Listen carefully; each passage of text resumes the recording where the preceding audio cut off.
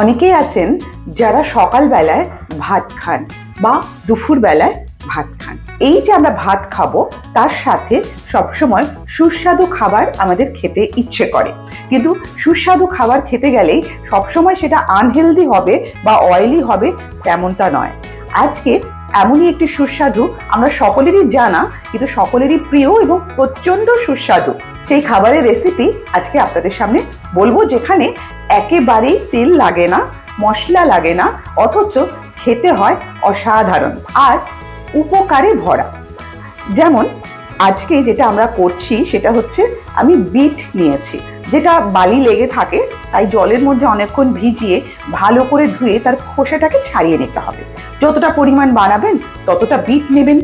Just bit, কাঁচা লঙ্কা, ঝাল যতটা আপনারা ঝাল খেতে পারেন, আর তার সাথে লাগবে একটু বেশি করে রসুন আর কালো জিরা।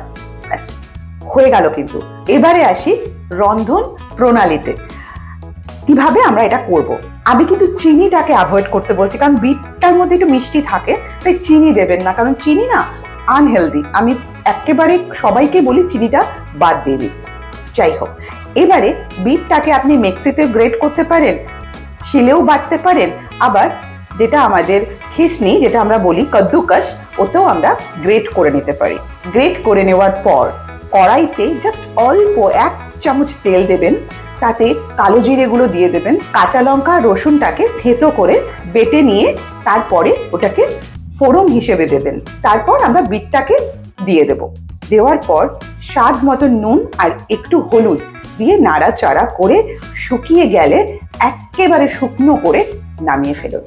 গরম ভাতে খেয়ে নিন, মাছ মাংস একদম সাইডে রেখে দেবেন, এতটাই সুস্বাদু হয়। তো চলুন দেখে নিই।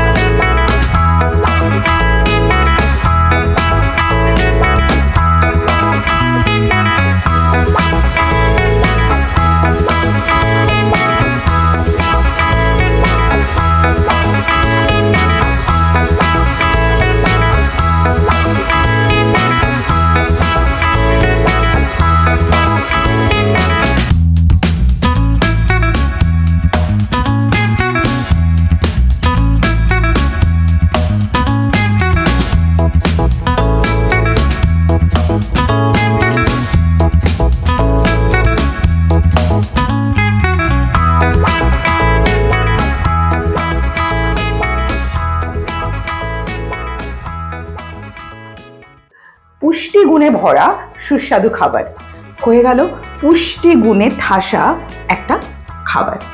যাই হোক, আজকের ভিডিওতে এই পর্যন্তই। অন্য কোনো ভিডিওতে আবার নতুন কোনোভাবে আমি আসবো আপনাদের সামনে। ততক্ষণ আপনারা দেখতে থাকুন, সাথে থাকুন, সঙ্গে থাকুন, দেখতে থাকুন মেনস্ট্রিম লাইফ এসেনশিয়ালস।